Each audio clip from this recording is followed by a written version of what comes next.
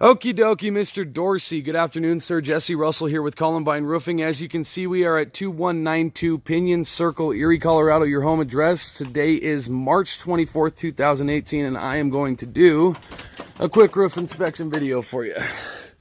Bear with me while I make my way up the ladder.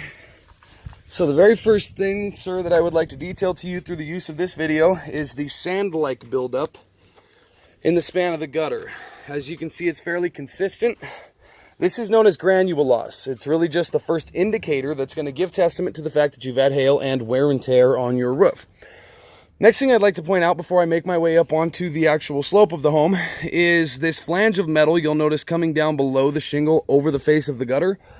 This is known as drip edge flashing. By building code, this is a 2 by 2 inch L-shaped flange of metal that would go 2 inches down over the fascia or the face of the gutter, 2 inches up below the shingle. What this does is simply encapsulate the edge of the home and protect you against wind-driven rain, ice damming, and ultimately water migration at the eaves and the rakes of the home.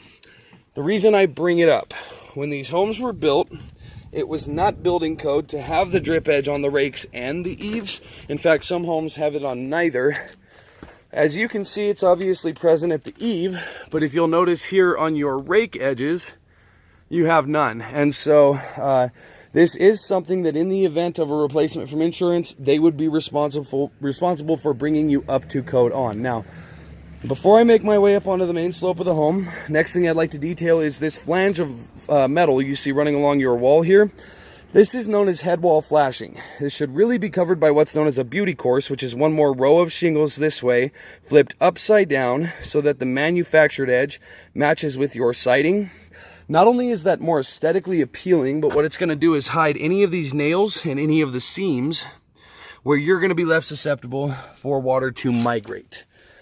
Making my way up onto the main slope. I'll go ahead and give you a closer shot. You can see zero drip edge flashing, and that's something to definitely be aware of. So bear with me. Good little climb here. So the very first thing that any insurance adjuster is going to look for when he gets up here to do an inspection is known as collateral damage. Collateral damage are simply signs and indicators that are going to give testament to the fact that you've had hail. Now, granted, your rain cap is a bit heavier gauged metal than most of them in the neighborhood, but not so much that I couldn't tell that there had been hail up here. What I did was run a piece of chalk sideways over the top. What that does is detail these different indentations that would have been caused by hail. You also have removal of paint around the fixture and some scraping. And so these things combined give testament to the fact that you've had hail.